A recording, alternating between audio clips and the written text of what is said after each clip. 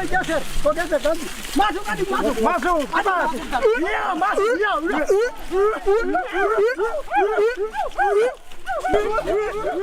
Kayu besi rawa sepanjang 17 meter ini disiapkan untuk membuat salib.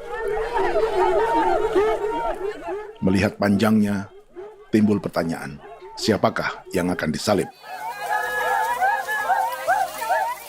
Siapapun itu, pasti sesuatu yang lebih besar dari mereka. Tapi Frankie Woro, Casimilus Awe, dan warga suku Auyu di Papua Selatan ini tak akan melukai siapapun. Mereka memakai salib ini sebagai tanda perlawanan.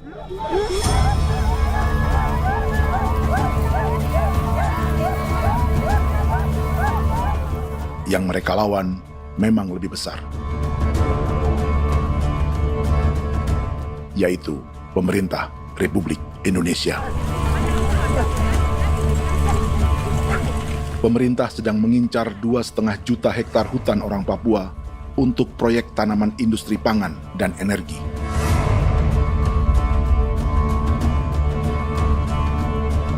Ratusan kilometer dari salib orang-orang Auyu itu, orang Muyu sedang menyiapkan gerakannya sendiri. Tapi kali ini dalam bentuk sebuah pesta. Pesta yang disiapkan oleh marga Kimco Jinipju selama 10 tahun.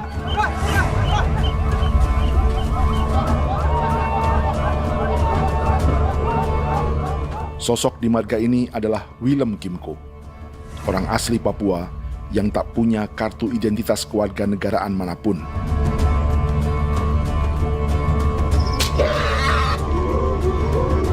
Pesta adat ini sudah cukup langka.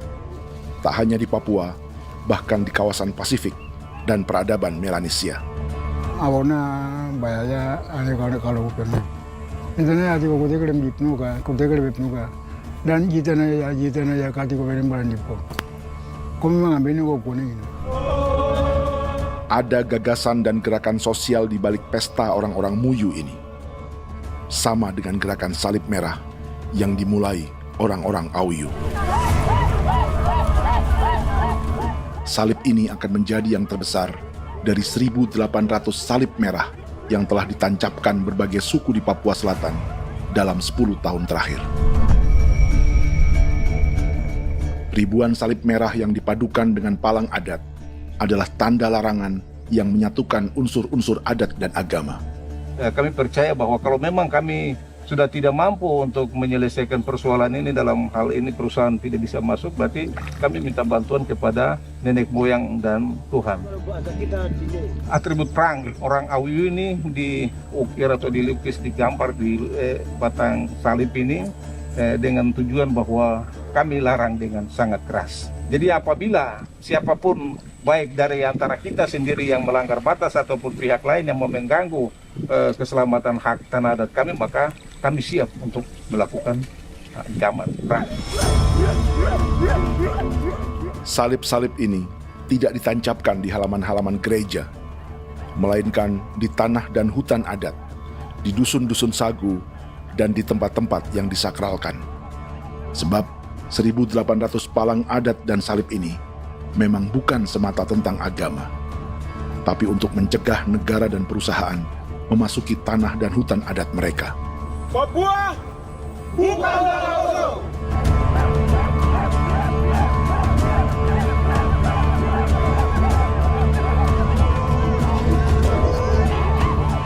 Di zaman TikTok ini, kami ingin menceritakan semua ini lewat film yang pendek.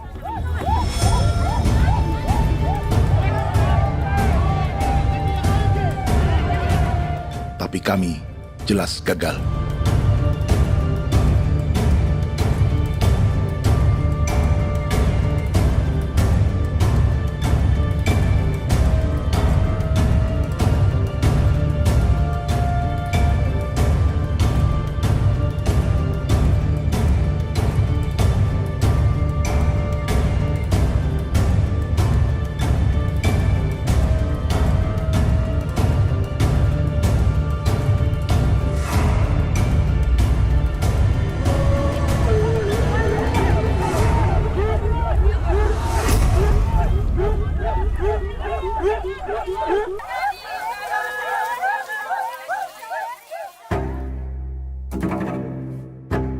Di planet ini, ada 5 pemilik hutan hujan tropis terluas yang tersisa. Kongo di Afrika, Brazil, Peru, Bolivia, dan Indonesia.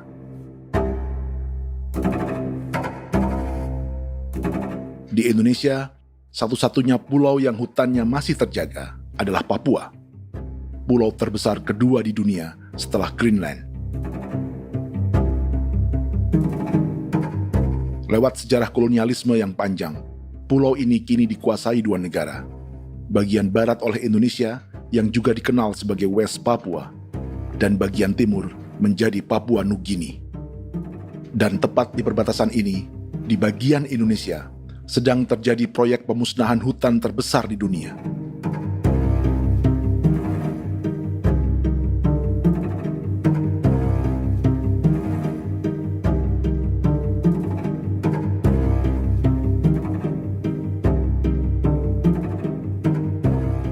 Pemerintah Indonesia sedang membuka lebih dari 2,5 juta hektar hutan untuk sawit, tebu, padi, dan peternakan. Ini disebut proyek strategis nasional untuk lumbung pangan dan energi yang jadi ambisi 3 presiden. Bagian terbesar direncanakan untuk mencetak sawah seluas 1,3 juta hektar. Lalu bagian lain akan ditanami tebu seluas 560.000 hektar untuk gula dan bioetanol. Setiap liter bensin di Indonesia akan dicampur bioetanol 10% atau E10. Ada 10 perusahaan di proyek ini, dan semuanya dimiliki oleh 1 keluarga saja. Berikutnya, ada areal sawit seluas 400.000 hektar untuk biodiesel. Targetnya mencampur 50% solar dengan minyak sawit atau B50. Dan terakhir, pemerintah akan membuka peternakan seluas 380.000 hektar. Jadi, apa yang salah dengan proyek pangan dan energi ini? 5 orang Papua dalam film ini akan menjawabnya.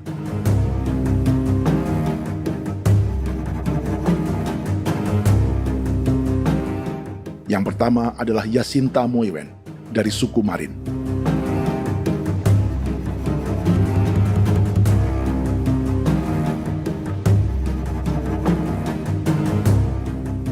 Yasinta dan warga di distrik Ilwayap di Merauke sudah menjadi korban. Hutan dan rawa sebagai sumber pangan dan ekonominya telah dihancurkan.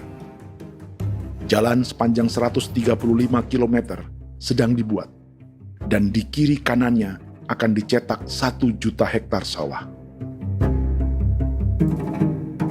Mereka sulit menolak atau melawan. Salib sudah digeser, masih datang lagi dengan senjata mereka nih. Karena proyek ini juga dijaga tentara. Macam-macam senjatanya.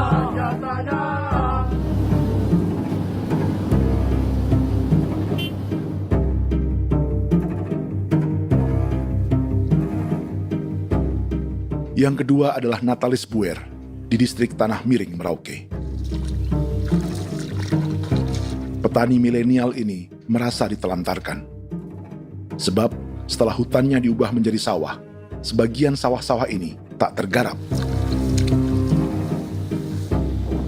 Orang asli Papua seperti Natalis tak punya modal untuk benih, pupuk, perawatan, hingga ongkos panen.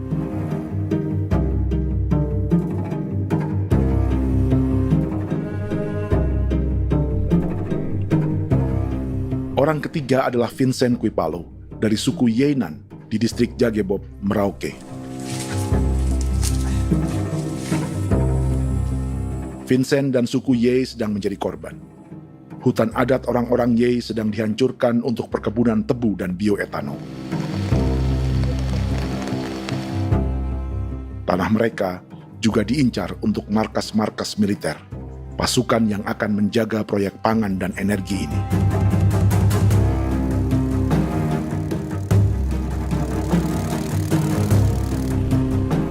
Yang keempat adalah Frankie Woro dari suku Auyu di distrik Fofi, Kabupaten Bovendigul. Hutan dan tanah mereka terancam perluasan perkebunan sawit untuk campuran biodiesel atau B50. Orang-orang dari suku Auyu ini adalah calon korban. Merekalah salah satu pelopor gerakan Palang Adat dan Salib Merah.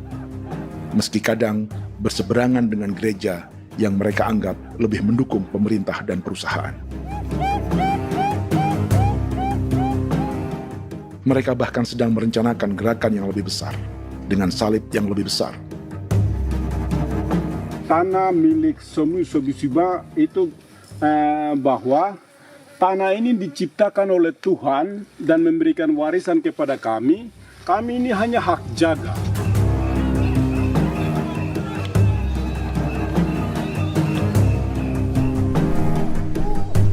Sosok kelima adalah Willem Kimco dari suku Muyu di Bovendigul. Tokoh adat dari Muyu ini hidup di garis belakang proyek negara, sehingga belum menjadi korban. Tapi mereka sedang bersiap menghadapi segala kemungkinan. Tinggal di belantara dan perbatasan membuat sebagian mereka tak punya status kewarganegaraan. Tapi mereka telah hidup jauh sebelum ada Indonesia atau Papua Nugini.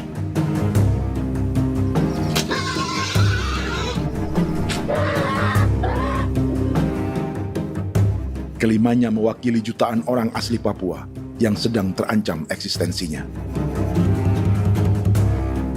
Jika kita merasa kepunahan peradaban Neanderthal di Eropa, Aztec dan Inca di Amerika, atau aborigin di Australia adalah sejarah masa lalu, film ini menceritakan bagaimana pemusnahan sebuah bangsa dan kepunahan sebuah peradaban sedang terjadi di masa hidup kita. Kepunahan bukan karena kerusakan lingkungan dan ruang hidup semata, juga karena dihantam 60 tahun operasi militer.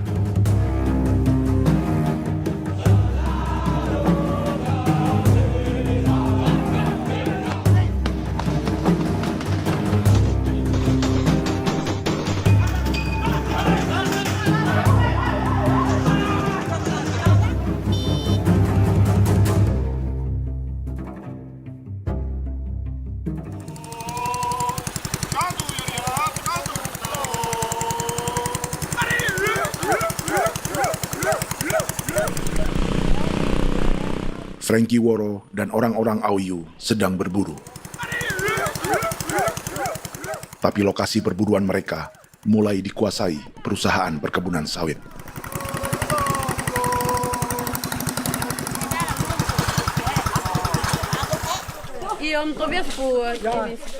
Kita akan menuju arah ke Inabusu. Di sana kami akan masuk di wilayah konsesi perusahaan PT Indo Asiana Lestari, dan di situ ya ada survei-survei mereka yang mereka pernah lakukan, tapi juga kami ada lakukan tanda-tanda saksi di sana.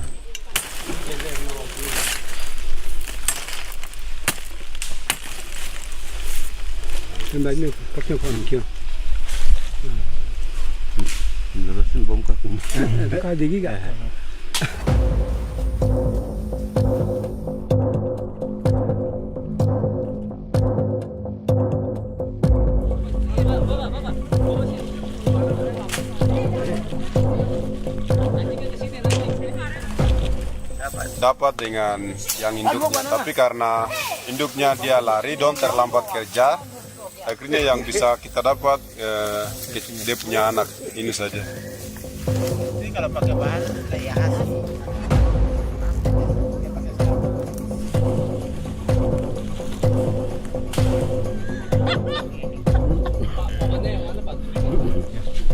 Pohon ini pohon bitanggur, dia punya kayu ini kita biasa gunakan untuk kerja perahu, dan juga kulit depu getanya itu kita pakai untuk kerja ini, panah-panah ini lem, jadikan lem ini, panah-panah. Hutan ini adalah supermarket bagi suku Auyu. Juga lumbung pangan atau bank untuk menyimpan deposito kekayaan alam. Hutan juga tempat yang penuh dengan sejarah suku, situs budaya, dan tempat-tempat sakral. Inilah yang sedang mereka pertahankan dari incaran pemerintah dan perusahaan. Untuk semua alasan ini, mereka menancapkan ribuan salib merah.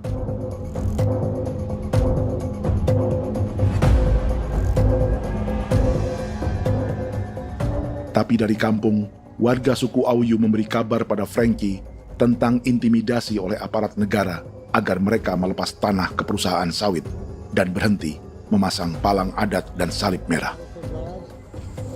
Ada beberapa titik yang saya sudah siap, tetapi di sini emergensi dari saya, terutama di Kampung Sokangon, PT Damai Timber. Dia mengganggu saya dengan menggunakan kekerasan maupun pihak hukum.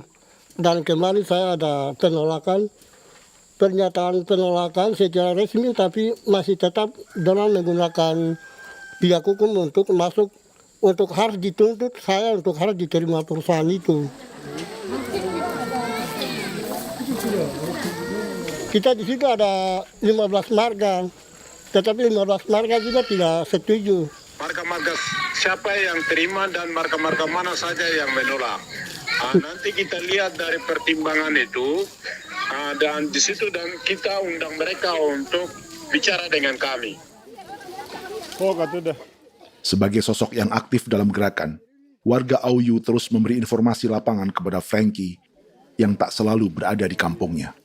Izin pernyataan yang mereka paksa saya untuk tanda tangan itu, tapi sementara saya tidak tanda tangan. Data semua ada di tangan saya.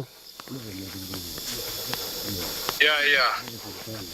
Baik, kalau gitu itu lebih bagus karena tanda tangan itu yang berbahaya. Iya. Tanda tangan itu yang lebih berbahaya karena sekarang ini modern dan canggih, dan itu yang mereka biasa pakai untuk tipu muslihat. Mereka biasa pakai itu di tanda tangan itu. Betul. Dari Bambisa juga di Silvovi yang dia masuk untuk memaksakan kami marga untuk harus menerima perusahaan itu. Tapi kemarin kami sudah menolak. Babinsa nama Bosco. Babinsa di sini nama Bosco. Itu yang sekarang strategi militer yang sekarang mereka pakai. Jadi yang penting masyarakat itu yang benar-benar mau menolak siap dukung ketua marga siapa yang nanti tampil. Ini adalah peta konsesi sawit untuk biodiesel dalam proyek strategis nasional. Dan di distrik Fovi inilah, orang-orang Auyu hidup dari sungai dan hutan. Tapi Frankie di Bovendigul masih lebih beruntung. Setidaknya dibandingkan Yasinta Moyen di Merauke yang sudah kehilangan hutan dan rawanya.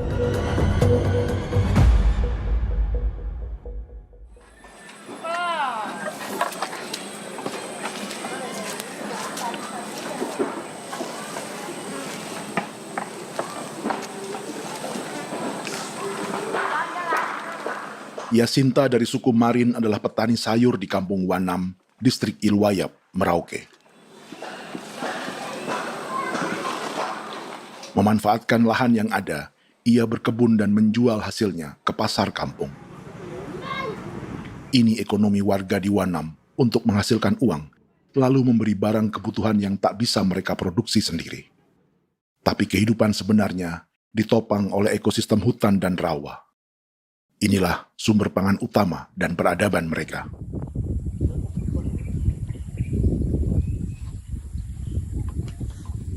Namun ketenangan ini diusik ketika tiba-tiba pada Mei 2024, di Pelabuhan Wanam datang ratusan alat berat untuk proyek pangan dan energi pemerintah.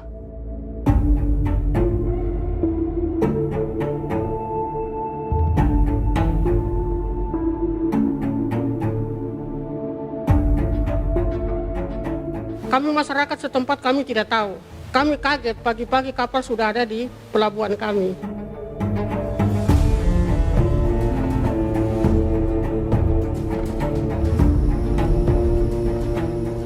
Yasinta Moywen atau Enrika Gebze dan warga lainnya tak pernah diajak bicara atau dimintai pendapat.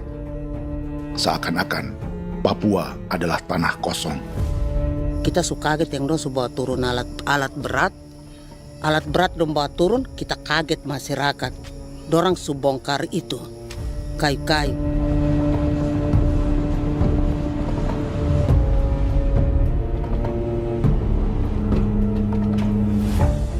Bersamaan dengan alat-alat berat itu, juga berdatangan tentara Indonesia untuk mengawal proyek pembukaan hutan milik Jacinta.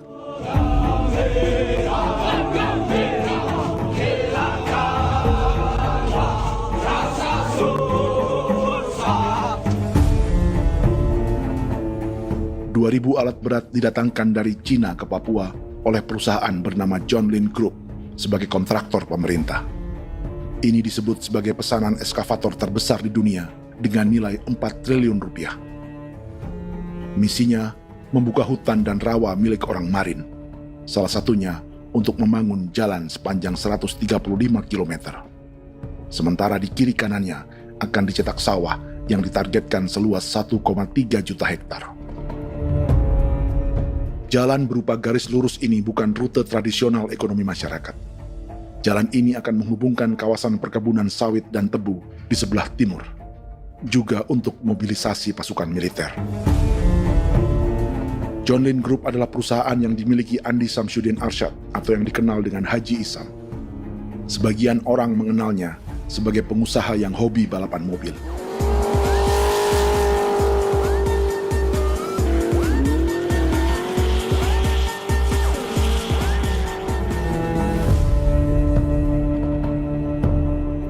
Tapi di Kalimantan, ia berbisnis batu bara, perkebunan sawit, pengolahan karet, penerbangan, perkapalan, dan biodiesel. John Lin Group kini juga menjadi pemilik perkebunan tebu dan pabrik gula terbesar di Indonesia. Sayapnya melebar dari Kalimantan hingga ke Bombana, Sulawesi Tenggara.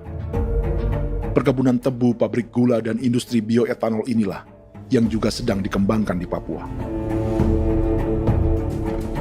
Foto ini adalah momen ketika Isam bersama kerabatnya, Menteri Pertanian Amran Sulaiman dan Menteri Pertahanan Syafri Samsudin meluncurkan program biodiesel atau B50 di Kalimantan Selatan. B50 artinya setiap 1 liter solar, 50%-nya akan dicampur minyak sawit. Perusahaannya, PT John Lin Agroraya, menjadi salah satu pemainnya.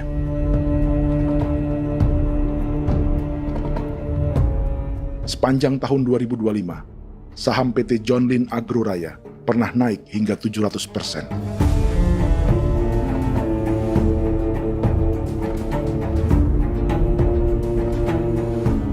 Perusahaan sawitnya yang lain, PT Pradiksi Gunatama, sahamnya bahkan pernah naik 4.000% hanya dalam 1 tahun. Dari harga saham ini saja, nilai kekayaan keluarga Isam diperkirakan mencapai 100 triliun rupiah lebih, menjadikannya salah satu keluarga terkaya di Indonesia dan salah satu pemain penting industri bioenergi. Dan di Papua Selatan inilah sebagian sawit-sawit untuk mendukung program B50 akan ditanam. Inilah tanah orang-orang Wambon, Muyu, Marin, Yei, atau Auyu seperti Frankie Wor.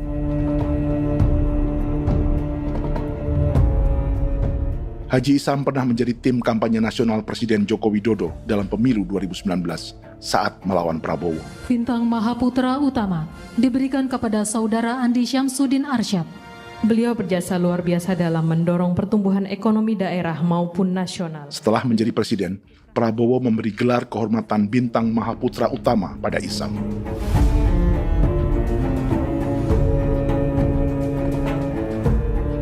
Sejumlah menteri Prabowo, juga kerabat dan orang-orang yang pernah bekerja di perusahaan Isam.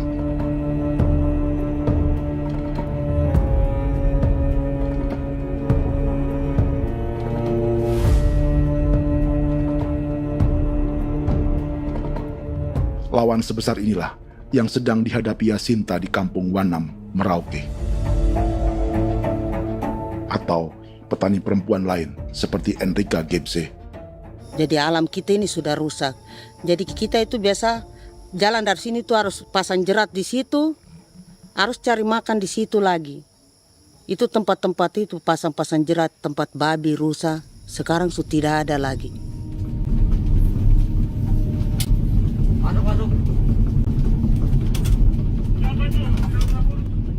Rekaman ini memberi gambaran bagaimana Kasuari kehilangan rumah di bekas hutan dan rawa yang telah dibabat.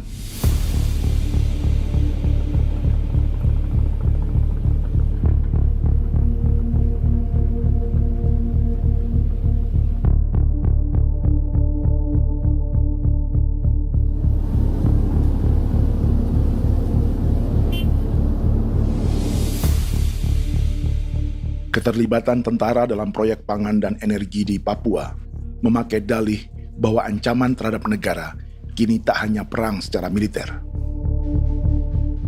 tapi juga melalui pangan dan energi. Kementerian Pertahanan pun terlibat karena proyek ini dianggap operasi militer selain perang. Jadi tugas kamu adalah menjaga sumber cadangan pangan nasional. Macam-macam senjatanya, Proyek ini menambah panjang alasan mempertahankan kehadiran tentara di Papua dalam 60 tahun terakhir. Saat ini, jumlah tentara Indonesia di Papua mencapai 56.000 personel, atau ada 1 tentara untuk setiap 100 orang Papua. Bandingkan dengan rata-rata nasional, di mana hanya ada 1 tentara untuk 696 penduduk Indonesia. Itu belum termasuk polisi. Artinya, 1 orang Papua dijaga lebih banyak senjata dari rata-rata penduduk Indonesia. Tanah dan hutan diambil secara sepihak untuk kepentingan pembangunan batalion dan bandar antariksa. Ini bentuk perampasan masyarakat. Penolakan kehadiran markas-markas militer terjadi di sejumlah tempat di Papua. Tak hanya karena trauma dan ketakutan, juga karena mengambil tanah-tanah adat.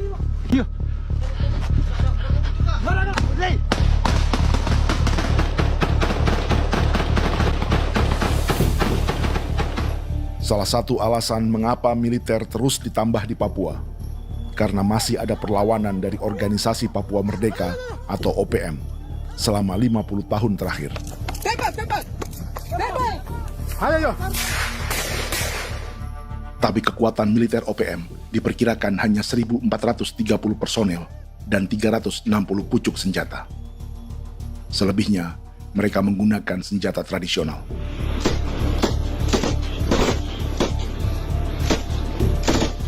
Dengan demikian, kekuatan tentara dan polisi di Papua 58 kali lebih besar dari gerilyawan Organisasi Papua Merdeka.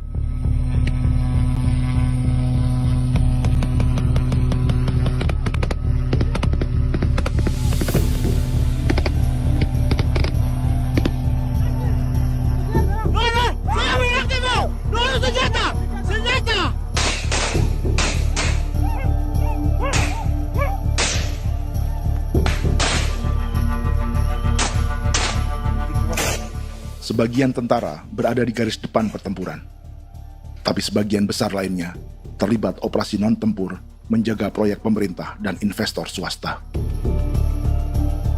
Seperti Batalion Infanteri Teritorial Pembangunan di distrik Jagebob, Merauke ini.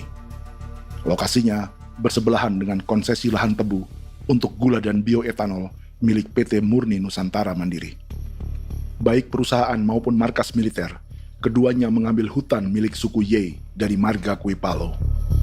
Tapi orang datang tanam ini saja di sini, tanam papan nama ini. Victor Kuipalo menunjukkan apa yang terjadi. Jadi kita juga kaget ini.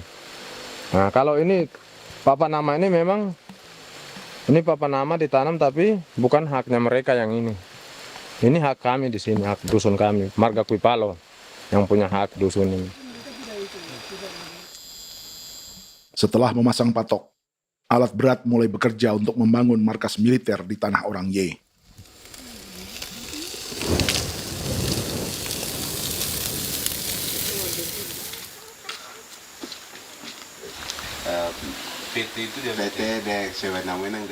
Kehadiran markas militer mengkhawatirkan warga yang pernah mengalami trauma. Takut kenapa? Kalau macam yang awal macam sekarang bu kampung hidup ini kan aman. Terus kenapa harus didirikan korem di sini? Bukankah dengan adanya Korem semakin aman ada tentara di sini? Kalau untuk kampung kayaknya tidak bisa aman kalau ada tentara, paling masyarakat dipukul itu ini. Kalau kampung hidup begini malah saya sejahtera dan saya punya masyarakat. Apa pernah ada pengalaman buruk sebelumnya dengan tentara di daerah sini? Ada yang cerita waktu pos-pos di sini tuh di 13, 12 itu zaman katanya Patimura. Memang kasihan. Malah kita punya orang ini yang dianiaya betul, dipukul. Disuruh kerja bakti tidak mau atau lama mencari, namanya kita pangkur sagu itu butuh waktu 1 minggu. Kalau lama begitu ya paling diseret apa pukul itu. Operasi militer Indonesia di Papua dimulai tahun 1962 lewat Operasi Trikora. Tapi perlawanan bersenjata pertama di Papua baru dilakukan tahun 1965 di Manokwari. Nanti tanggal 1 Mei jam 12.30 pemerintahan di Irian Barat mutlak akan jatuh di tangan.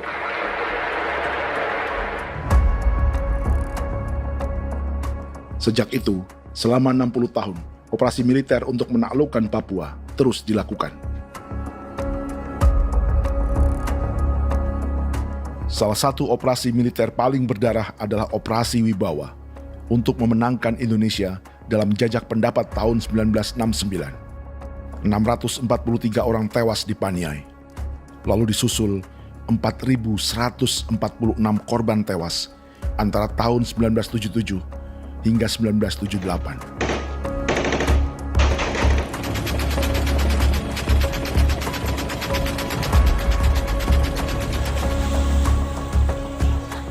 Operasi militer ini menimbulkan gelombang pengungsian hingga kini. Dewan Gereja Papua mencatat 103.000 orang menjadi pengungsi pada tahun 2025 dan nyaris tak diberitakan media-media Jakarta.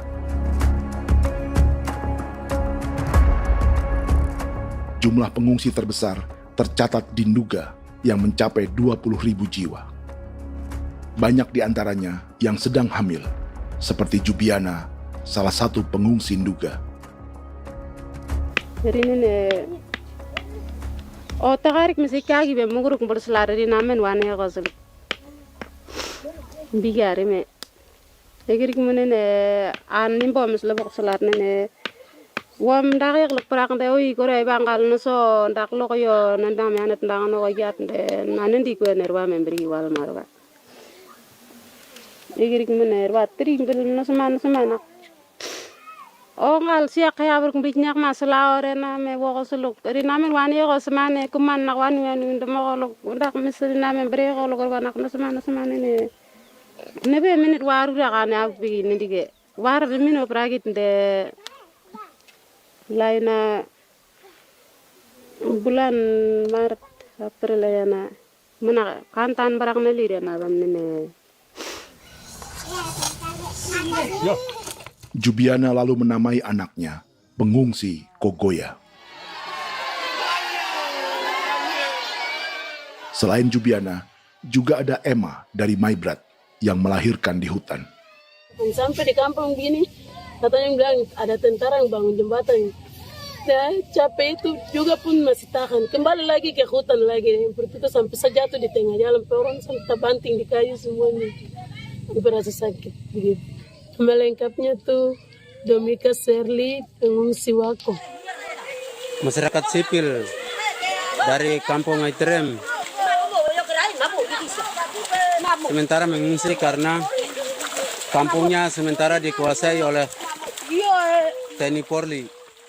Seratusan ribu pengungsi di Papua saat ini jauh melampaui jumlah yang mengungsi ke Papua Nugini tahun 1984, yaitu 10.000 orang karena menghindari operasi militer.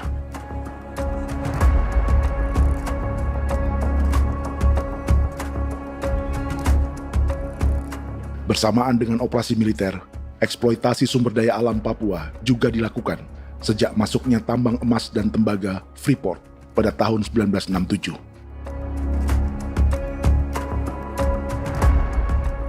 Disusul perkebunan sawit awal tahun 1980-an. Lalu ada perburuan buaya untuk diambil kulitnya. Sebelumnya, ada eksploitasi gas alam di Teluk Bintuni, pencarian besar-besaran kayu gaharu, atau pembukaan hutan tanaman industri.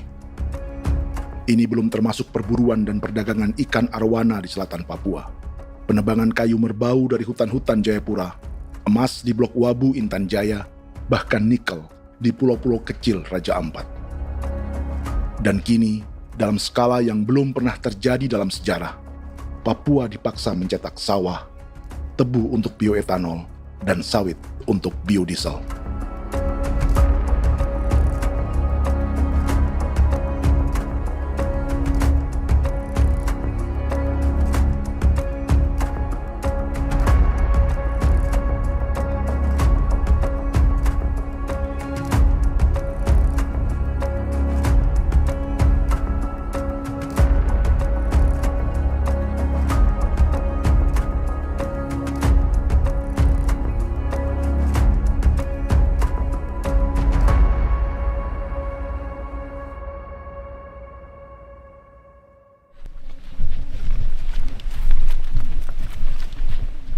Inilah yang sedang menimpa keluarga Vincent dan Victor Kuipalo di Merauke.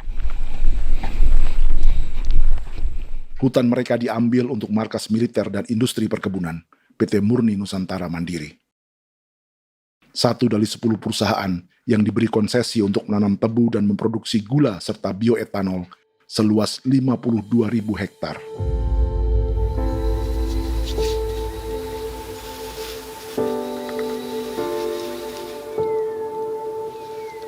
Perusahaan ini dianggap mengambil hutan dan tanah orang-orang Ye, terutama marga Kuipalo, yang memiliki hak adat terhadap 2.300 hektar hutan.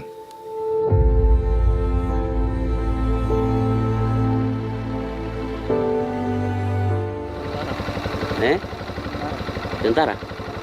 Tentara. Oh iya, tentara.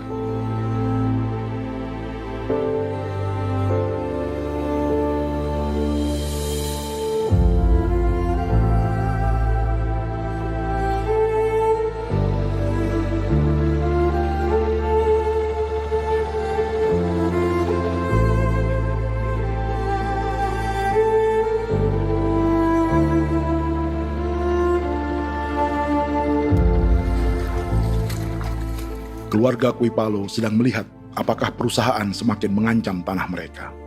Dan kekhawatiran itu terbukti. Iya, makanya tadi saya bilang ini dari sini saja dekat ini sudah masuk di dalam ujung lapang ini.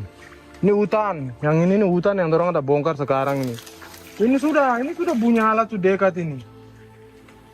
Dekat sekali ini. Ini di sini. Nacau, kelapa itu yang jalan lama, jalan setapak ini. Dari udara, terlihat alat-alat berat semakin mendekati tanah orang-orang Ye, marga Kuipalo.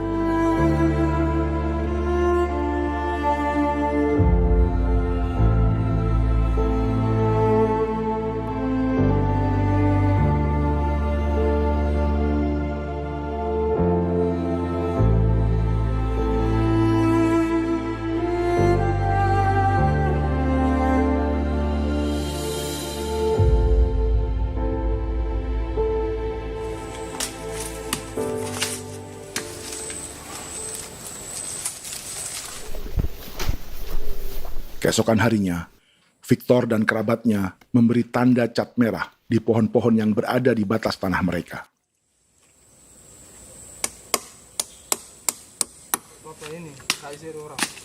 Tapi tanda peringatan adat ini tak diindahkan perusahaan.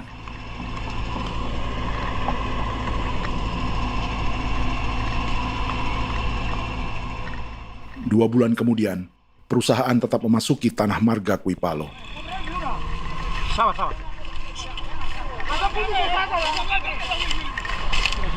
Kami manusia, kau lihat. Tapi sudah sakit hati sekali saya katakan tadi. Ini sama baik kalau tidak berubah lagi tangan, kami juga punya tangan. Hanya beda rambut. Mister itu juga. Wah, buka. Tidak.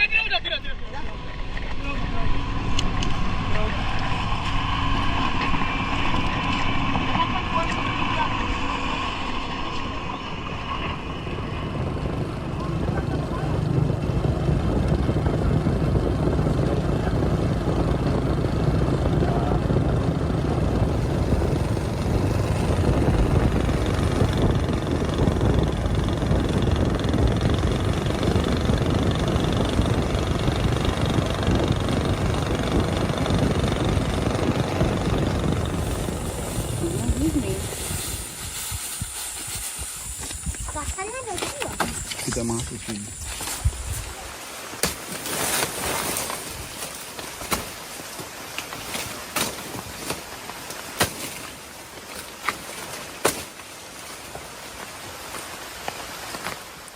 Jadi ya untuk itu seperti saya katakan tadi, apakah lebih baik kita tidak usah ada kah atau bagaimana, kita pisahkan, pisahkah dari negara ini kah? Jangankan tuh, saya kemarin bicara sama Daniel, datang sama saya dengan persoalan Kodam ini, saya bilang Pak Daniel kalau lebih baik saya ngungsi ke Papua Nugini. Dia bilang, aduh Bapak jangan begitu. Ya memang, kalau tidak bisa menghargai kami, lebih baik pilihan yang itu yang saya memilih. Lebih baik saya pindah dari sini. Saya mengungsi ke Papua Nugini, di negara tetangga. Masih di laut. Apa? Oh, ini. Sampai saya bilang sama Kapolsek Pak Agustus ini, 17 Agustus saya tidak kasih naik bendera merah putih. Saya bendera ada, nanti saya taruh di meja. Bendera saya ada.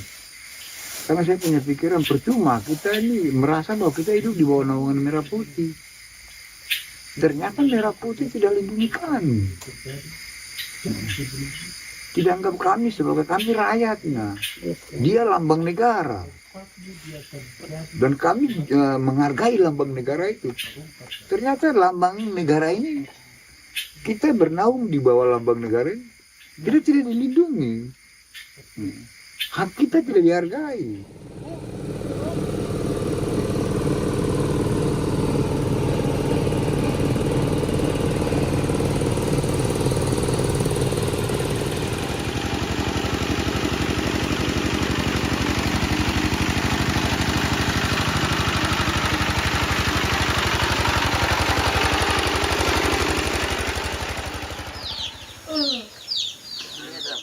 Marga Kuipalo dari suku Ye terus mendapat teror dan intimidasi agar melepas tanah mereka yang hanya dihargai Rp300.000 per hektar.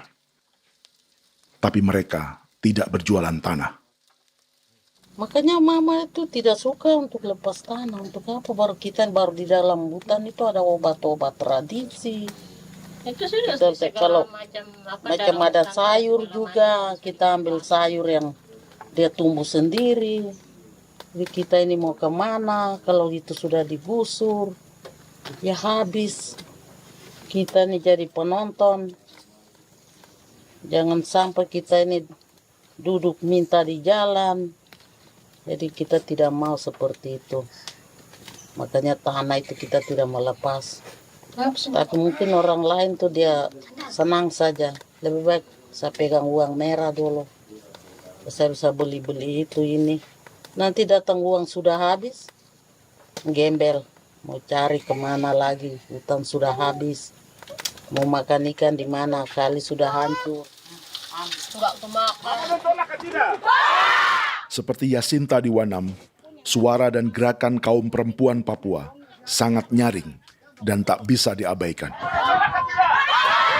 Saya sebagai perempuan tolak untuk perusahaan masuk di sini. Karena kalau saya terima anak-anak saya mau dikemanakan, mau tinggal di mana. Apapun yang terjadi saya tetap tolak. Demi tanah ini saya akan berjuang, demi saya punya anak-anak. Yang katanya mengutamakan anak Papua, nyatanya yang kerja kebanyakan ya orang-orang Jawa. Dan sendiri orang Jawa, tapi bukan mau bicara yang tidak-tidak. Memang kenyataannya seperti orang-orang Papua itu diterbelakangkan, kurang diutamakan, gitu.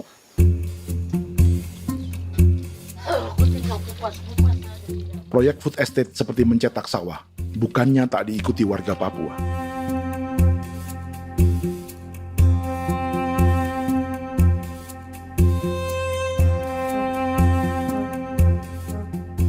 Salah satunya Natalis Buer di distrik Tanah Miring, Merauke.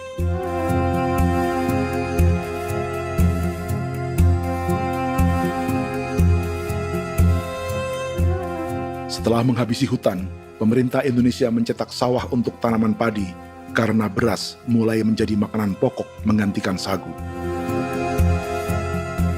Sebagian besar penggarapnya adalah warga transmigran yang datang sejak era 1980-an. Bahkan petani transmigran sudah ada sejak Belanda membuka proyek padi kumbe di distrik Kurik. Lokasi yang sering jadi langganan pejabat Indonesia memamerkan sawah di Papua. Tapi Natalis juga ingin belajar menanam padi atau bersawah. Namun ia kesulitan karena dibutuhkan modal untuk benih, pupuk, hingga pemeliharaan dan panen.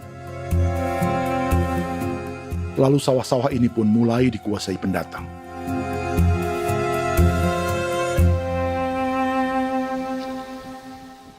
Tapi sejauh ini di kampung kami ini yang saya lihat memang ada kelompok kami punya di sini yang sudah tergabung dalam Gapoktan, kemudian masuk dalam optimalisasi lahan. Tapi baru saya anak asli yang punya lahan di sini. Mereka tidak punya.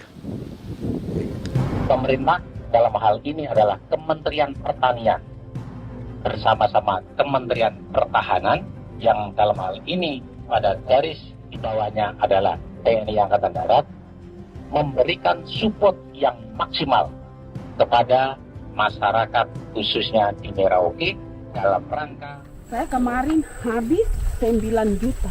9 juta ya? Iya, 9 juta karena dia sudah tidak dipakai toh. Ya. Dia sudah. Perempuan Papua seperti Filomena juga mau bertani. Pemerintah memberi bantuan Rp900.000 per hektar lewat program optimalisasi lahan atau OPLAH. Tapi dibanding biaya produksi dan harga jual gabah, Filomena mengaku berkali-kali rugi dan kini memutuskan tak lagi menggarap sawahnya. Terus kita harus cari uang untuk kombe. Betul. Karung kita beli. Karung beri sendiri lagi. Tenda kita beli. Ini dari yang offline ini don tidak siapkan. Tidak ada. Tidak ada ya, jadi mama don sendiri. Itu yang saya udah bilang, 900.000. Itu modal untuk kerja sawah ini. Mulai dari kerja sampai nanti panen. Panen. Wih, ngeri sekali. Iya, lucu toh? Tidak dapat itu. Betul, Mam. Dong maksud begini. Kalau disuruh tanam ubi berhektar-hektar, mari datang. Kita tahu cara rawatnya bagaimana, Iya. tanamnya bagaimana, tanam model bagaimana supaya hasilnya model begitu. Kita tahu. Kalau yang ini kan kita baru belajar. Sebagian hutan milik warga Senayu di Merauke sudah dibuka untuk sawah dan kebun tebu oleh PT Global Papua Abadi. Proyek pertanian ini dikerjakan oleh Kodim Merauke.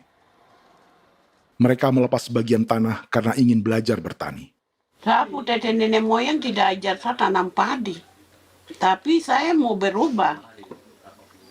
Generasi saya yang berikut ini besok lusa tidak bisa makan pisang, sagu. Ada apa? Namun program optimalisasi lahan yang dijanjikan dengan berbagai bantuan tak dirasakan Filomena. Obat rumput beli, obat padi beli, jonder kita bayar, bahkan bibit masih kurang, cari bibit lagi beli. Jadi saya memang kalau program pemerintah saya sama sekali saya tidak suka. Baku tipu saya.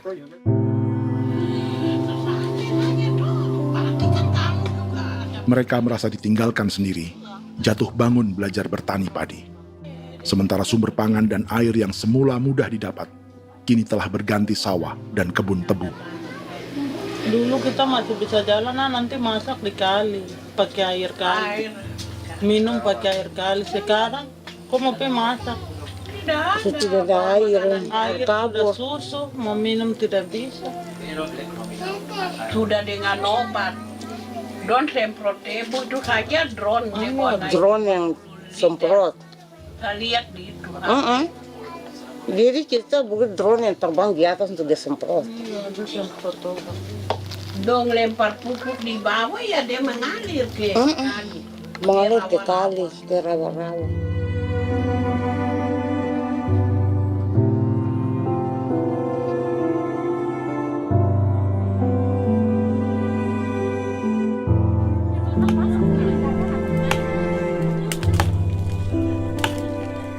Seperti pertanian sawah bagi orang Bali atau Toraja, Bagi orang Auyu dan suku-suku lainnya di Papua Selatan, sagu juga bukan semata tentang pangan.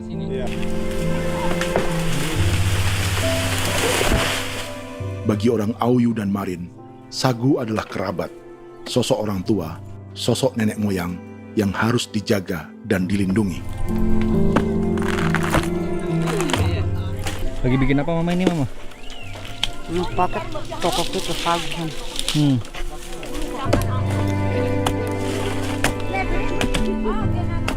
Kami diingatkan oleh leluhur, sagu itu tidak boleh digusur dan tidak boleh diganggu dengan cara apapun, dan di dalam rangka kepentingan apapun tidak boleh.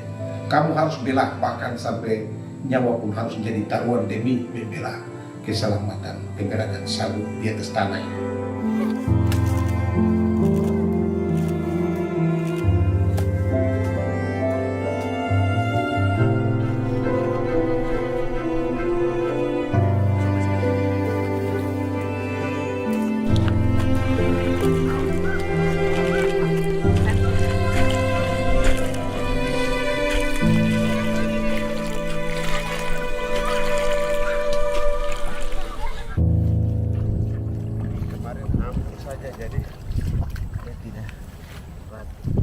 Menurut Natalis, pemerintah di Jakarta mendefinisikan lumbung pangan semata urusan beras dan mencetak sawah. Sebenarnya orang Papua itu bukan tidak bisa bertani. Kami tanam ubi itu bagian dari pertanian. Nah, pertanian yang dimaksud oleh pemerintah itu harusnya selalu itu kalau bisa pemerintah harus spesifikkan pertanian apa yang dimaksud, pertanian tanam padi atau pertanian tanam ubi, petasan dan lain-lain. Ini yang harus dispesifikkan dulu. Begitu, sehingga tidak menjustifikasi kami orang asli Marin bahwa kami tidak bisa bertani, bukan. Kami buka kebun besar-besar di sana, bahkan bermeter-meter, ratus-ratus meter pakai sekop, bukan pakai ekskavator, tapi ini pakai skop. Itu pertanian, begitu. Bagi Natalis, alih-alih memaksimalkan sawah-sawah yang sudah ada untuk petani Papua, pemerintah selalu membuka hutan baru, seperti dikerjakan perusahaan John Lynn Group dan melibatkan tentara. Padahal, sejarah keterlibatan militer dalam proyek food estate atau cetak sawah adalah sejarah kegagalan yang bertubi-tubi 4 presiden selama 30 tahun terakhir.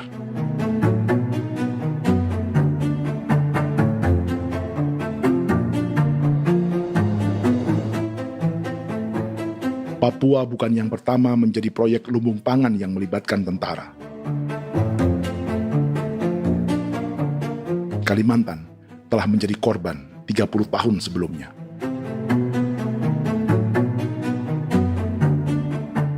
Ini adalah bekas hutan yang sudah dibuka di Pulang Pisau, Kalimantan Tengah. Tahun 1996, di era Presiden Jenderal Soeharto, ia menghabisi 1 juta hutan di lahan gambut untuk mencetak sawah demi memenuhi ambisi swasembada beras, bukan swasembada pangan. Hutan tropis Kalimantan dihabisi dalam skala yang belum pernah terjadi dalam sejarah. Di bawah rezim militeristik, tak ada yang berani melawan keinginan Soeharto, termasuk orang Dayak seperti Kuneng. Nggak bisa dihalangi itu. Nggak boleh dihalangi. Ya kalau ada kata-kata aja menghalangi, sudah kita diseret ke kepolisian dulu. Atau bisa langsung di PKI-kan? Iya, di PKI-kan gitulah. Jadi kita tuh nggak berani apa-apa dulu tuh. Ya. Apa maunya aja. Misal bilangnya A.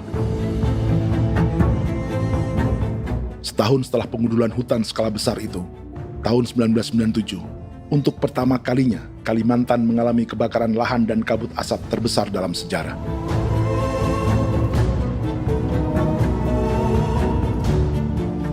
Sebagai ilustrasi, ini kondisi kabut asap tahun 2015.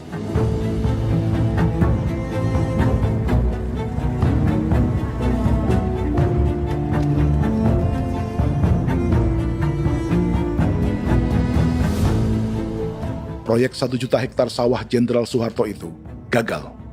Bendungan dan saluran irigasi mangkrak hingga kini. Mei 1998, rezim Soeharto tumbang. 2 tahun setelah ia menumbangkan jutaan hektar pohon di Kalimantan. Setiap tahun, lokasi ini menyumbang kebakaran dan kabut asap yang merugikan jutaan orang. Sawah yang berhasil di Kalimantan justru bukan sawah yang dibangun Jenderal Soeharto, melainkan yang dirintis para transmigran sejak era 1980-an. Sawah-sawah inilah yang ikut digarap oleh militer di era Presiden Joko Widodo. Dan hasil dari proyek food estate Presiden Jokowi itu sama sekali jong nih, nggak ada harapan lagi sudah seperti ini. Tapi Jokowi terus memperluas area food estate hingga 16.000 hektar. Presiden Jokowi juga menyerahkan urusan lumbung pangan ini kepada Prabowo yang saat itu menjadi Menteri Pertahanan. Salah satunya di Kabupaten Gunung Mas, Kalimantan Tengah, untuk membuka perkebunan singkong seluas 31.000 hektar. Food estate singkong Jenderal Prabowo ini dimulai dengan membuka 600 hektar hutan di Tawai Baru. Proyek singkong untuk bioetanol ini pun dijaga tentara. Dan seperti Jenderal Soeharto, proyek Jenderal Prabowo ini pun gagal.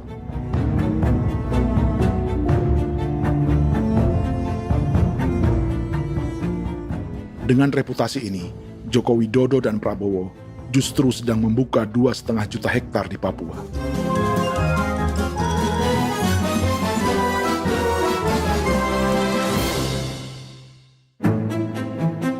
Setelah Jenderal Soeharto, Presiden Jenderal Susilo Bambang Yudhoyono juga mencoba membuka food estate di Papua sejak tahun 2010. Namanya Merauke Integrated Food and Energy Estate atau MIFE. Proyek ini juga gagal.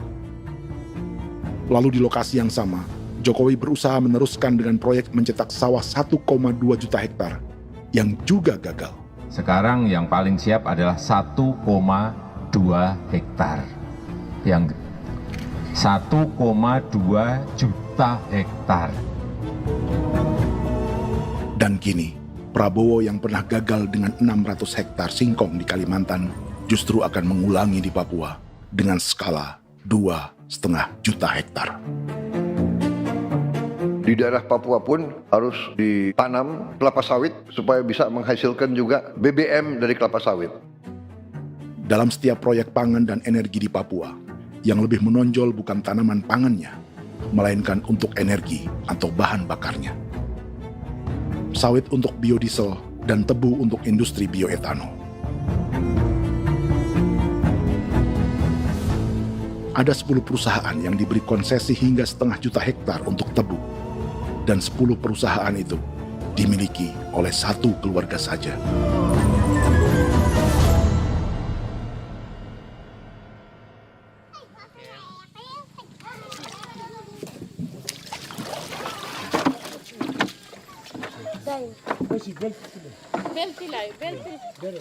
Para perempuan Auyu di Bovendigul akan berangkat memancing. Priska Beni membantu menyiapkan perahu.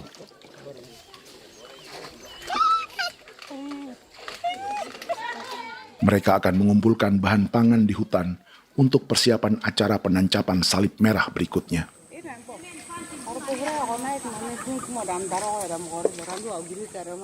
Priska sudah mengambil posisi memancing.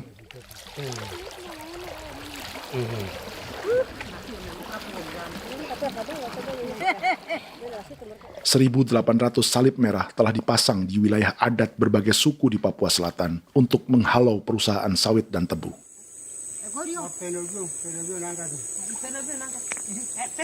Maria Tebung yang paling muda datang membawa hasil. 2 ekor ikan gastor alias gabus toraja. Sebagai generasi Z, pendidikannya sampai sekolah dasar. Di perusahaan perkebunan seperti sawit atau tebu, ijazah SD hanya bisa menjadi buruh kasar. Tapi ia tak tertarik. Karena kita hidup itu dari alam, kita pancing, juga di darat, bawa anjing, terus bikin pagar sagu, dapat babi, bawa baru kita makan. Jadi kita tidak mau perusahaan masuk. Kita tidak akan terima. Sementara Priska Beni masih mencari peruntungan. Tapi baginya, menjadi nelayan di Sungai Fofi masih lebih baik daripada bekerja 9 tahun di perkebunan sawit. Sudah pengalaman, jadi kita tidak mau lagi. Sudah berapa lama ketika kerja itu? Selama di sana. 9 tahun di sana. 9 tahun? Saya baru pulang dari perusahaan. Selama 9 tahun kerja di sawit, bisa punya rumah kah? Atau Tidak. motor kah? Tidak. Johnson kah? Tidak. Cuma makan saja. Pendapatan juga kan tidak lebih. Habis dimakan.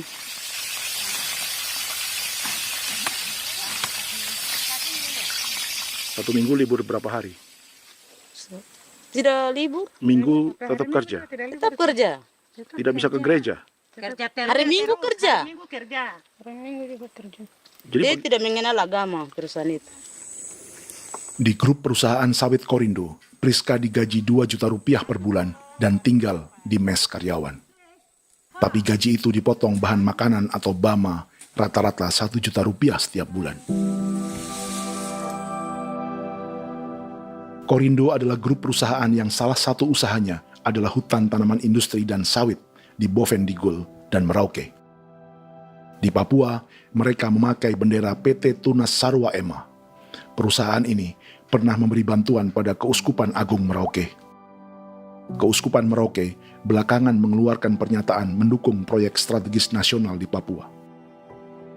Umat Katolik yang memprotes sikap gereja tersebut ditangkap polisi. Jadi selama 9 tahun tidak bisa nabung? Tidak. Makan saja. Makan saja. Makan saja. Menabung bagaimana? Keperluan banyak. Tidak sampai. Habis di anak-anak, uang sekolah, uang 1 juta itu mana sampai. Mau nabung juga tidak cukup. Sudah pengalaman, jadi kalau di sini perusahaan mau masuk tidak.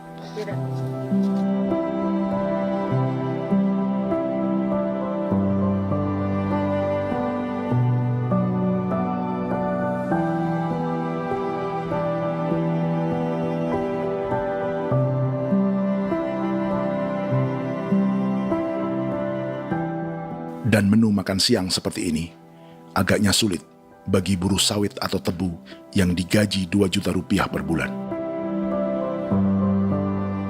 Generasi Z seperti Maria Tebung atau generasi milenial seperti Priska Beni punya matematika ekonominya sendiri. Sawit untuk biodiesel atau tebu untuk bioetanol tak akan ada bedanya bagi mereka.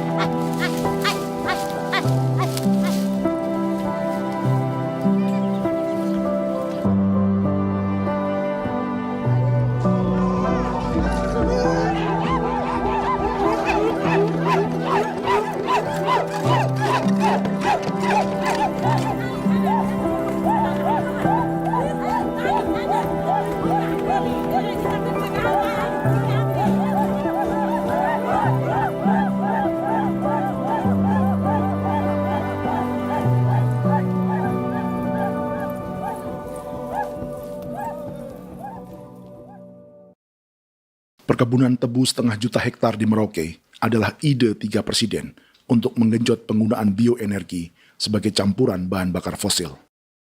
Selain swasembada pangan, swasembada energi di daerah Papua pun harus ditanam kelapa sawit supaya bisa menghasilkan juga BBM dari kelapa sawit. Juga tebu menghasilkan etanol.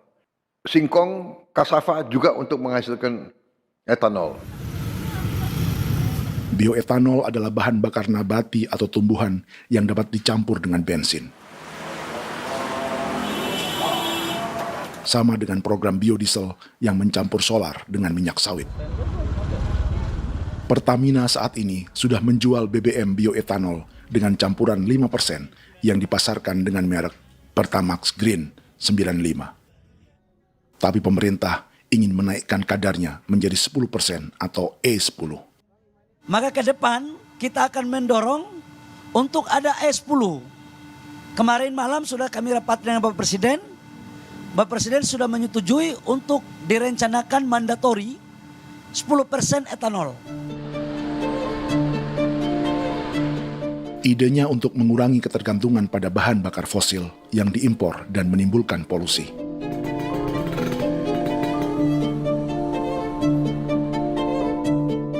Tapi bioetanol bukannya tak mengorbankan lingkungan, hutan, rawa, dan manusia. Karena program E10 membutuhkan 7,3 miliar liter bioetanol, maka lahan yang dibuka untuk menanam tebu bisa mencapai 1,3 juta hektar. Sementara saat ini, luas perkebunan tebu di Indonesia hanya 500 sampai 600 ribu hektar. Artinya, butuh lahan baru hingga 800 ribu hektar untuk menanam tebu. Dan 500 ribu hektar diantaranya sedang dibuka di Papua. Hutan yang tadinya untuk menumbuhkan pangan, berubah jadi tanaman untuk bahan bakar di jalanan. Kecepatan pulihnya hutan beradu dengan jumlah dan kecepatan kendaraan di jalanan.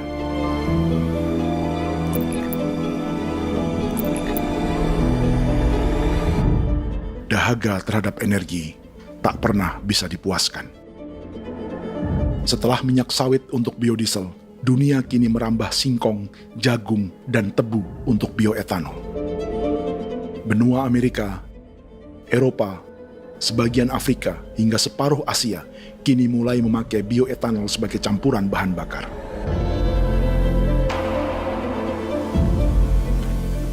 Selain perebutan lahan, masa depan dunia juga dibayangi semakin mahalnya harga pangan karena persaingan antara perut manusia dengan tangki kendaraan. Ini adalah lokasi perkebunan tebu dan bioetanol PT Murni Nusantara Mandiri yang mengancam tanah Vincent Quipalo dan orang-orang Ye di Merauke.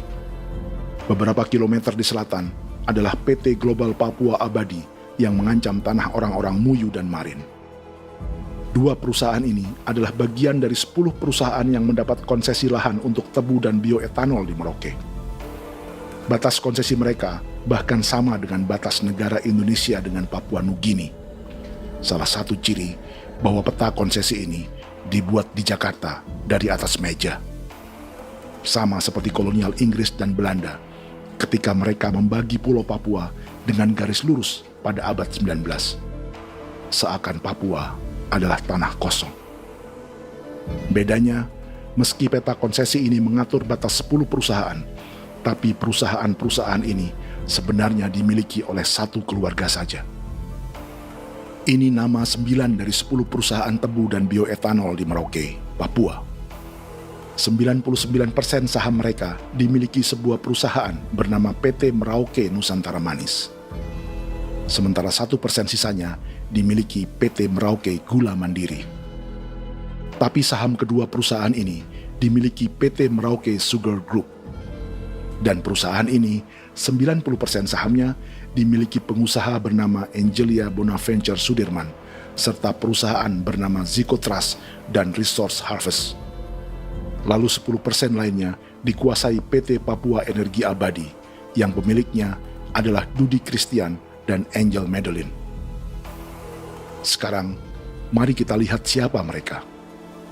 Angelia Sudirman adalah keponakan dari salah satu konglomerat sawit Indonesia, Martias Fangiono. 9 perusahaan di Papua ini berada di bawah bendera Merauke Sugar Group. Dan Merauke Sugar Group hanya satu dari 7 grup perusahaan milik keluarga Fangiono.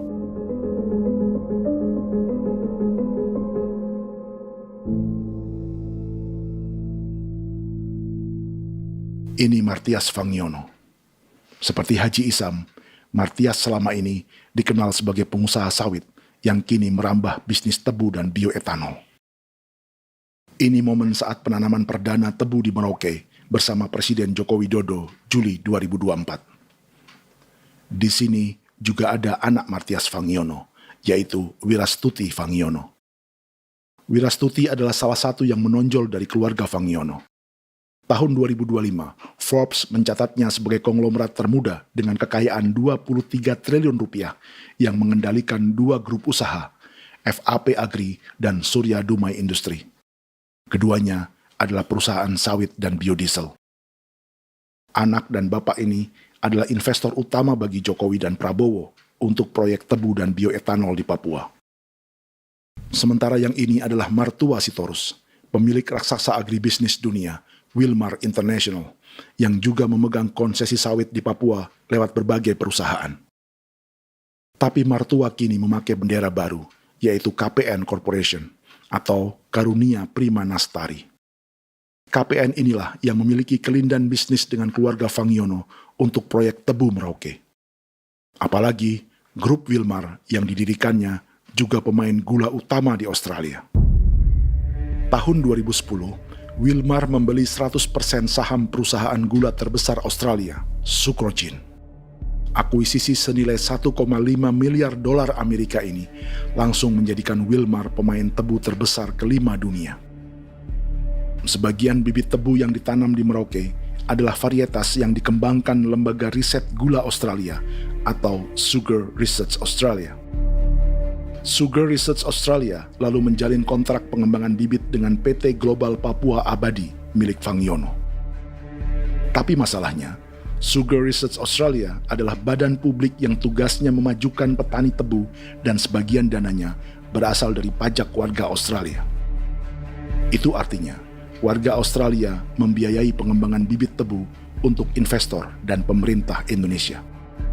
Dokumen ini menunjukkan bahwa lembaga yang dibiayai warga Australia itu pernah memiliki kontrak penyediaan bibit dengan PT Global Papua Abadi milik keluarga Fangiono. Kontrak itu baru berakhir pada November 2024. Artinya, saat Presiden Jokowi dan keluarga Fangiono menanam bibit tebu pada Juli 2024 ini, kontrak itu masih berlaku. Nama lain dalam keluarga ini adalah Siliandra Fangiono, yang pada tahun 2024 dijuluki Raja Sawit Termuda dengan kekayaan 39 triliun rupiah dalam catatan Forbes. Ia mengendalikan grup First Resources. Secara umum, keluarga Fangiono memiliki 20 perusahaan di Sumatera, 32 perusahaan di Kalimantan, 1 di Jakarta, 2 di Singapura, dan 25 perusahaan di Papua. Di Papua, perusahaannya tersebar dari Sorong, Mapi, hingga Merauke.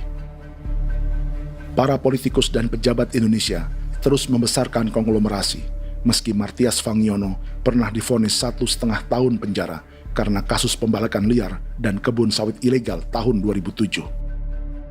Sementara tahun 2022, Wilmar terlibat kasus korupsi ekspor minyak sawit dan divonis mengembalikan kerugian negara 11,8 triliun rupiah.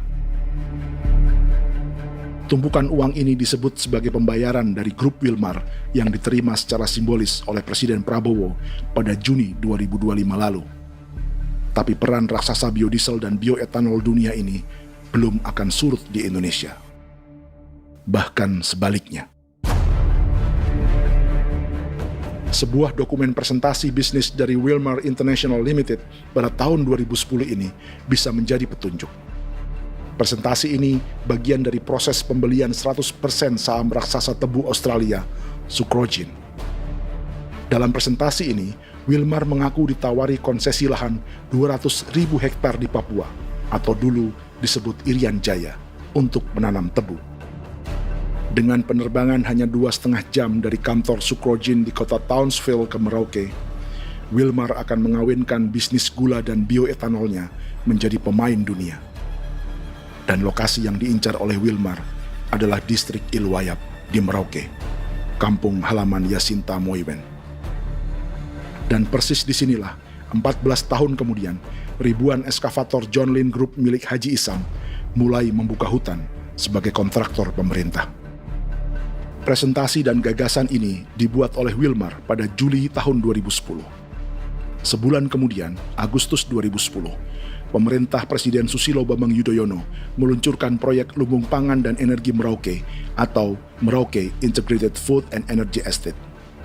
Targetnya membuka lahan 1 juta hektar dalam 5 klaster, yang masing-masing 200.000 hektar.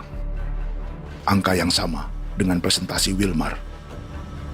5 tahun kemudian, 2015, giliran Presiden Joko Widodo yang mau melanjutkan proyek pangan dan energi 1,2 juta hektar.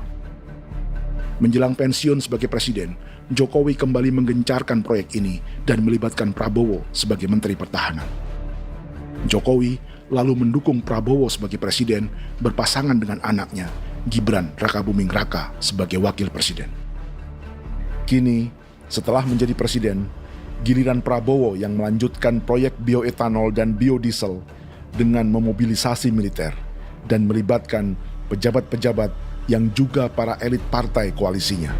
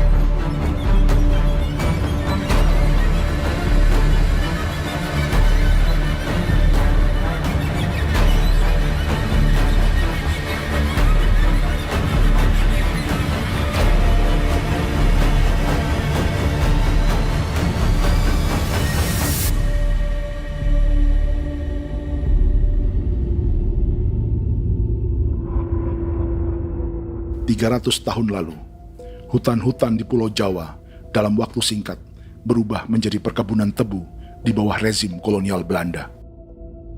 Orang Jawa menjadi buruh dan petaninya dipaksa menanam tebu. Dari kolonialisme dan politik tanam paksa itu, Belanda memperkaya negara dan para investornya.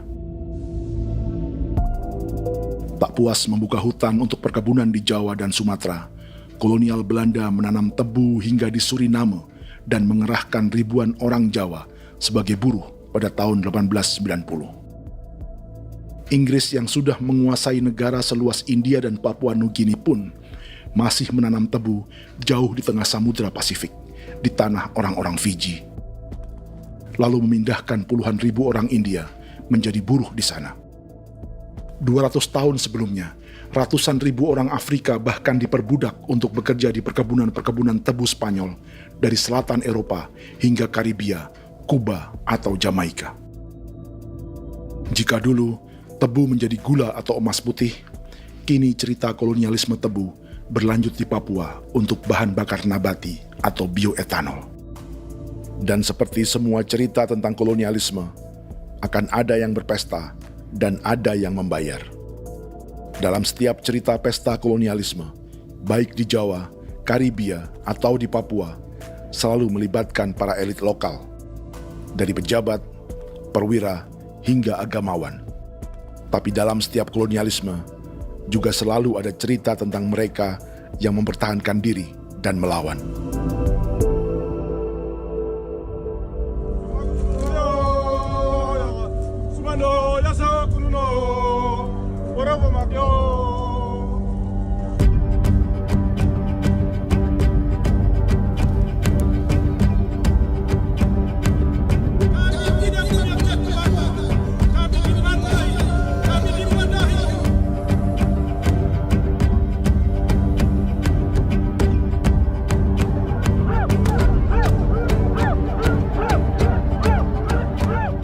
Dalam sejarah Gereja Katolik banyak pemimpin-pemimpin yang adalah tanda petik itu adalah Judas-Judas juga. Jadi itu sudah pasti karena itu adalah manusia. Satu sisi sebagai manusia dalam perjalanan digoda, apalagi ada dalam posisi-posisi jabatan ya mungkin banyak tawaran-tawaran lain, lalu disitulah terjadi pergeseran keberpihakannya kepada misi gereja tadi itu untuk umat, untuk mereka yang tertindas. Orang kirim eksavator, orang kirim tentara, orang kirim polisi. Pukul kami bukan pencuri, kami tidak pernah mencuri orang barang. Kami tidak pernah menangis ke orang lain. Kami tidak pernah menangis ke kita bapak mama, kami menangis kepadamu. Tuhan kami lemah. Mesti datang ada begitu. Dia kata begini hijau cikui ya. Orang datang ke bangsa kami, ke wilayah kami untuk kasih habis kami.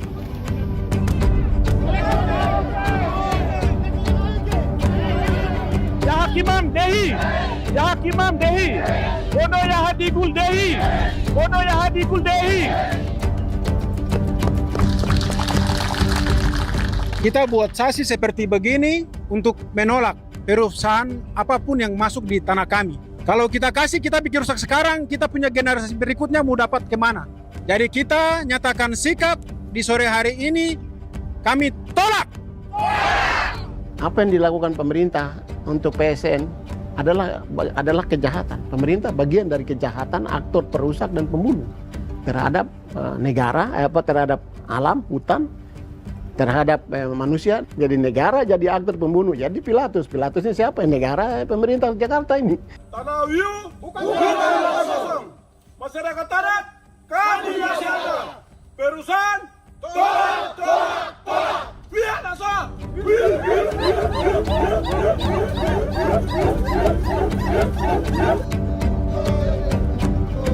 Jika tanah adat dan hutan adat hilang, kami mau hidup di mana? Maka di sini saya mau bilang, negara jangan tipu-tipu kami lagi.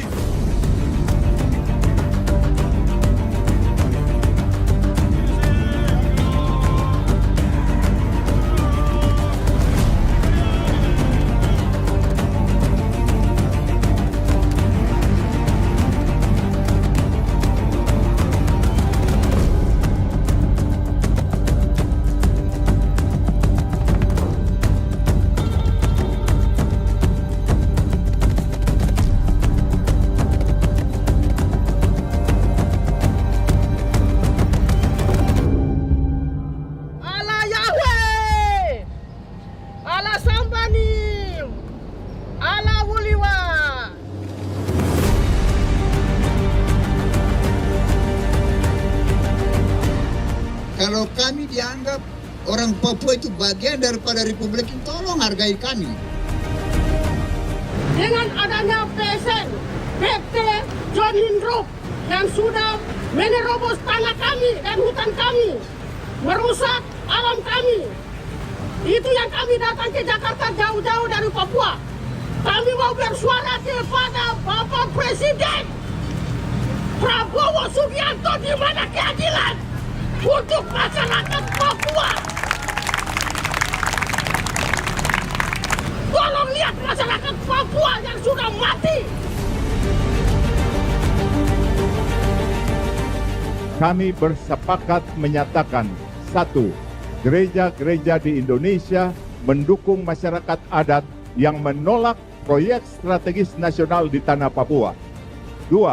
Gereja-gereja di Indonesia menolak militerisme dan otoritarianisme di Indonesia.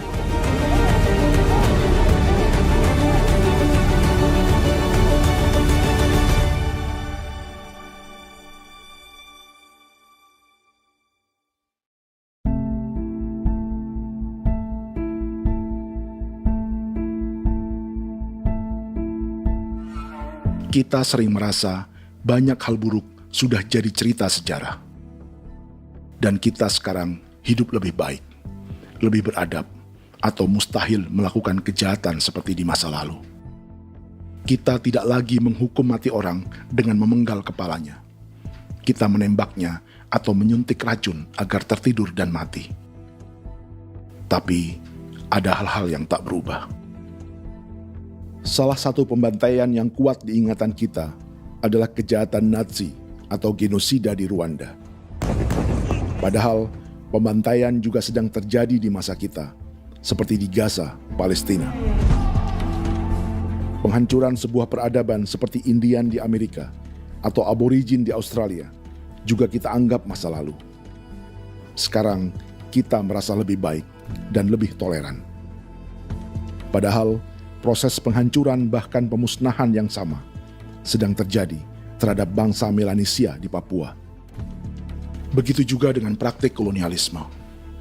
Kita merasa penjajahan seperti dilakukan Portugis, Inggris, atau Belanda sudah menjadi sejarah. Dan Indonesia tidak mungkin menjajah. Padahal itulah yang sedang terjadi dan dirasakan di Papua.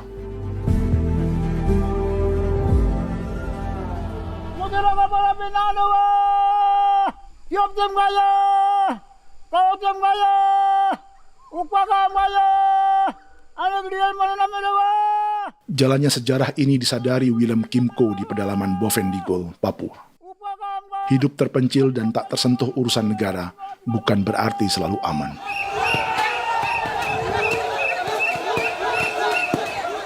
Untuk sampai di tempat ini, orang-orang Muyu menempuh 2 hari berjalan kaki mengarungi hutan, lembah, dan sungai. Termasuk mereka yang datang dari perbatasan Papua Nugini. Mereka berkumpul untuk memenuhi undangan pesta adat yang disebut Awon Atatbon atau Pesta Babi. Yang mengundang adalah marga Kimco Jinipjo. Yang dituakan di marga ini adalah Willem Kimco.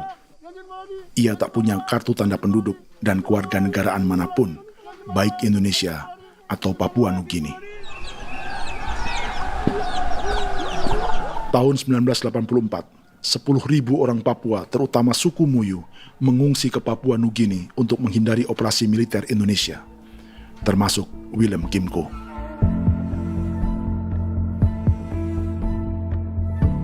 Apa yang membuat pesta adat ini istimewa? Apa bedanya dengan acara serupa yang dihadiri pejabat, tokoh agama, LSM, atau yang direkam oleh kru televisi dan konten kreator? 13, 14, 15, 18. Pertama, untuk membuat pesta babi, orang Muyu perlu persiapan selama 10 tahun. Sebab, babi-babi yang akan jadi bagian dari pesta ini tak boleh dibeli, alias harus dipelihara sendiri. Babi-babi ini bukan bantuan pejabat pemerintah, gereja, atau LSM.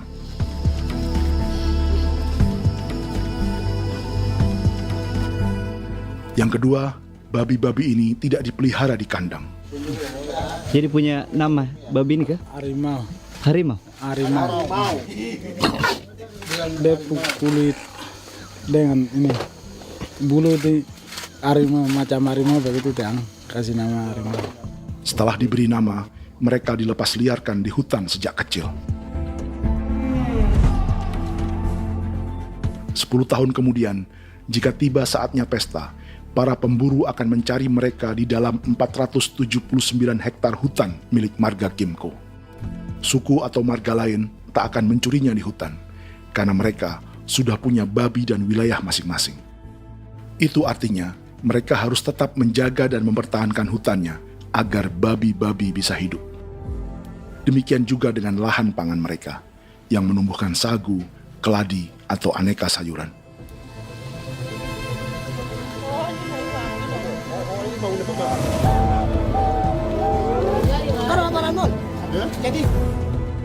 Yang ketiga, dalam Awon Atatbon atau pesta babi, binatang ini tidak dimakan secara gratis.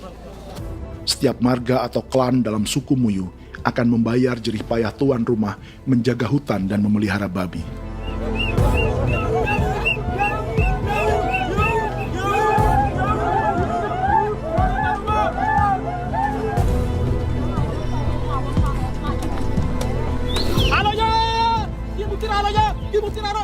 Ini seperti arisan untuk menjaga budaya dan lingkungan. Bagian dari budaya dan ekonomi timbal balik yang ditandai dengan siklus memberi dan menerima.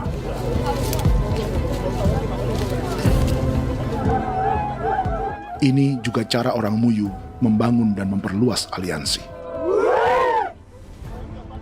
Awon bet begul bet, ulan yau kando bet, asat bet anani, asat bet jenek liga anani, oh ando amte anani, menini tena jaga, kepo kemo ko di mana, kepo kemo mayat nih, kep tetek no mayangul, kep kanin bet bini ke iftore ben, ne tena ya kadek me, oke, kepo nanti kuto kemo, kepo kepasar kuto nani,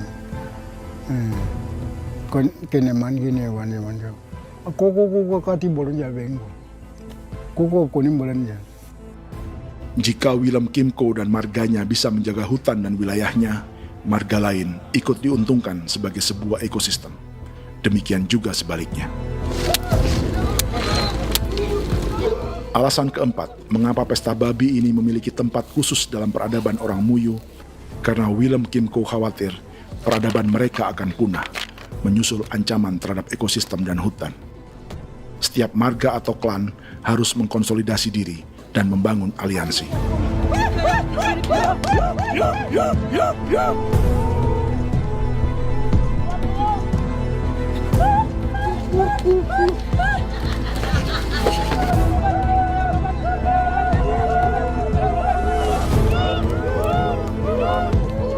Kekhawatiran Willem dan orang-orang Muyu tak berlebihan. Ruang hidup mereka bersinggungan dengan proyek bioetanol dan biodiesel pemerintah Indonesia. Mereka juga tahu apa yang telah dan sedang menimpa suku lain seperti Auyu di Bovendigul atau Yainan dan Marin Anim di Merauke.